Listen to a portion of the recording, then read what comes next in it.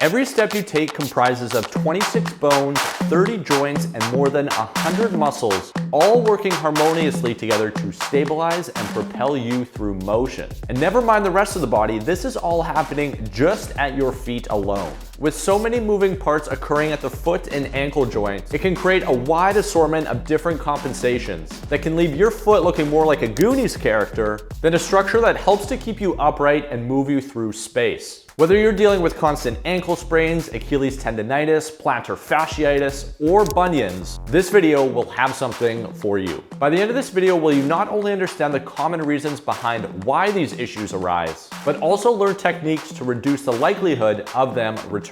I want to show you something, but before we do, let's understand the feet on a little bit of a deeper level. You see, our feet are the primary contact point to the ground. They are initially what interacts with the ground when we're walking, and also what sits directly underneath us when we're in a standing position. And for these reasons and more, how our feet interact with the ground has a cascading or ripple effect upstream as to how different chains of muscle and fascia are gonna come online or potentially not come online. So let's try something. Get yourself situated on a chair. So even as you're watching this video, just get yourself comfortable. And what we're gonna do first and foremost is I just want you to draw some awareness to the floor and your feet. You got that? Okay, good. So what you're gonna do is I want you to continue to sense the bottom of your feet kind of in contact with the floor beneath you. And I want you to initially press down into the floor, almost like you're pressing on a gas pedal in the car. And we're really gonna try to get rooted or sense what it feels like to first press into the floor. Now, once you have this pressing down sensation,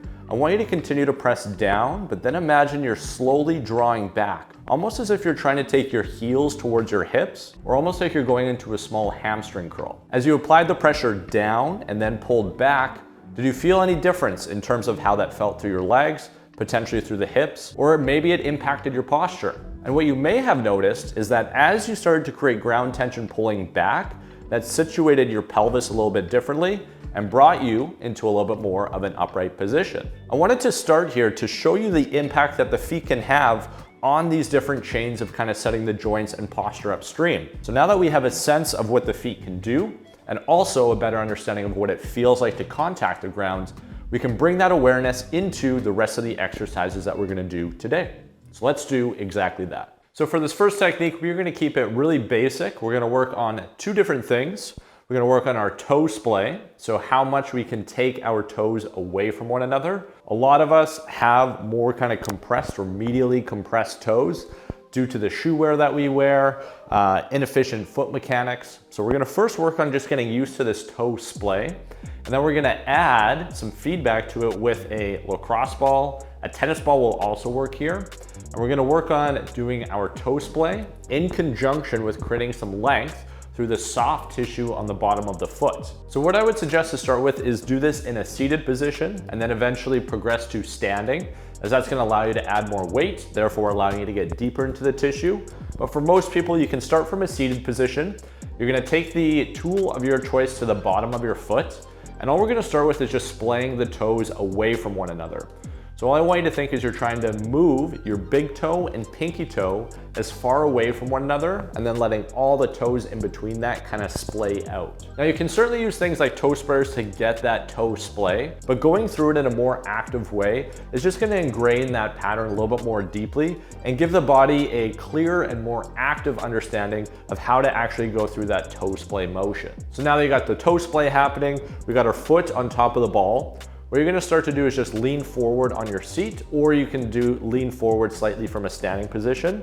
And we're just gonna start to apply a little bit of pressure down into any area that you might feel a little bit of dense tissue. And now once you have that dense tissue pinpointed, what we're gonna do is we're just gonna rest on that. We're gonna try to find a little bit more depth at the same time that you're working that toe splay motion. So now we're creating length through the soft tissue on the bottom of the foot in conjunction with starting to work more of that splay motion and bring more of that natural aesthetic back to the foot. For our next technique, we're gonna work on or bring some focus to our big toe. Whether you deal with flat feet or you have really high arches, a lot of the time people tend to have a disconnect from the big toe, or more importantly, the base of the big toe or the knuckle of the big toe. So what we are gonna work on in this next exercise is coming up to a wall, and we're gonna work on a big toe off, or really just getting used to pressing off of the big toe. So you're gonna come up to the wall. The closer you are, the easier this is gonna be. So if you wanna challenge yourself over time, you can definitely start to move yourself further and further away from the wall. And that is gonna challenge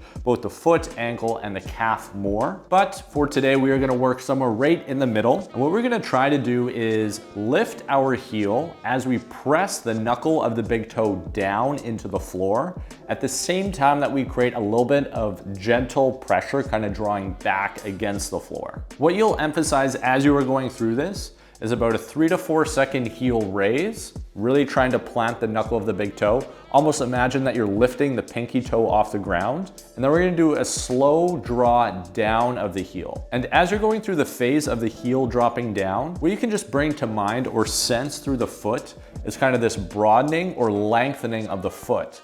So you're projecting both the toes and the heel away from one another. What that will allow for is a lengthening to start to come in through the Achilles as well as in through the calf musculature. And we'll be starting to take the tissues around the foot, ankle, and calf through more of their broad range in a very controlled manner. I would suggest working on this for anywhere between 12 to 14 reps. Obviously get both sides. You can start with both feet first, then go single leg. And like I mentioned earlier, the further away from the wall you are, the more challenging it's going to be. So up until this point, we have worked on our toe splay. We've also worked on creating some space through the tissues on the bottom of the foot. And we've also brought some awareness to this toe off position. We're starting to get used to kind of pressing through the big toe and not biasing as much of the other smaller toes. So what we'll progress into next is working on a pronation and a supination of the ankle, which is a very natural motion for the ankle to go through, typically when we are walking. But what can sometimes happen over time due to injury or just poor patterning is we can tend to bias one of these functions more so than the other. So what we are going to attempt to do with this technique is get used to kind of this glide or roll of the ankle as we roll through the supination and pronation. So getting yourself into a standing position and just having one leg in front of you, what we're going to start to do is just initially commit weight to the leg, and then we're just gonna back away from it. So what you can see here is I'm just kind of committing weight to the leg, I'm coming away from it, and all I want you to initially sense is just weight coming to the forefoot, and then you're just gonna gently come back to the heel. And all we're gonna do is just smoothly kind of get used to this rocking motion of weight kind of coming back and forth. And then what we're gonna begin to do is draw awareness to both the side of the foot as well as the inside of the foot. And what we are gonna begin to do is as you commit weight to that foot, we're gonna think about rolling weight a little bit to the inner edge or going into a very subtle pronation. And then as we back away, we're gonna come into a supination. So ideally the ankle isn't staying locked in one function or the arch isn't staying fixed in a particular position. As you can see, my arch is gonna kind of flatten or it's gonna lengthen. And then as I back away and I go into the supination, that is where we're gonna get a little bit of contraction through the tissues at the bottom of the foot. Now, what I would suggest is spending some time kind of getting used to fluidly going through those two motions, getting used to where weight is being distributed, as well as kind of that natural roll of the ankle. And over time, you can progress to just adding a little bit more weight to that leg. And this is really gonna start to challenge a lot of different fibers through that lead leg. And you'll really start to develop that foot and ankle connection and build strength and stability between those two components. In terms of rep range, I'd go through 12 to 14 reps, and you can cycle through that for a few sets. And for the final technique for today, we're gonna work through some high knees. Now, this won't be your conventional way of going through high knees. We aren't gonna focus so much on taking the knee up as we are gonna focus on driving the foot down to kind of create this chain reaction for the knee to pop up from. So what you'll do to start with this one is just start by kind of slapping your foot kind of into the ground. What I want you to think is you're trying to kick your foot through the floor, and you're gonna kind of contact almost like the forefoot of your foot.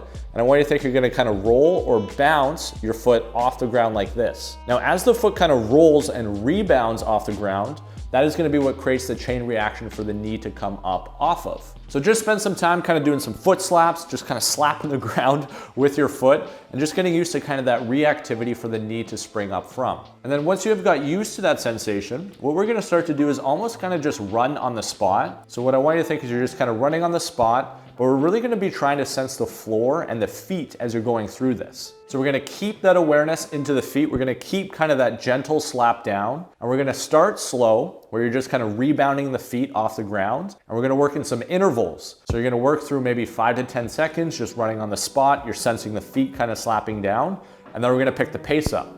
So then we're gonna really start slapping the feet into the ground. The knees are just gonna be springing up off of that. You can keep the arms incorporated in the upper body.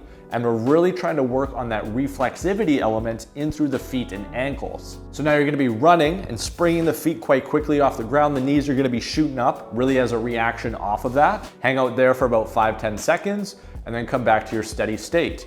So now I'm just kind of gently springing my feet, and then we're just gonna cycle between those two. So pick it back up for 5 to 10 seconds, come back down for 5 to 10 seconds. This is a fantastic way to bring a lot of sensation and stimulus into the feet, which as a byproduct is just gonna bring a lot of stimulus into our body. You can use this as a warm-up prior to a workout, or if you want a more conditioning element, this is a great exercise to throw in there that's really gonna get the heart rate elevated and bring lots of sensation in through your entire body. You can spend 30 to 60 seconds just cycling between those two intervals, and I guarantee by the end of it, you will most certainly be feeling it. So, as you have come to learn, our feet play an imperative role in our movement and overall structural stability. If you enjoyed this type of content or just want to learn more about your body and the movement behind it, then you can go check out another video I did on exactly that right here.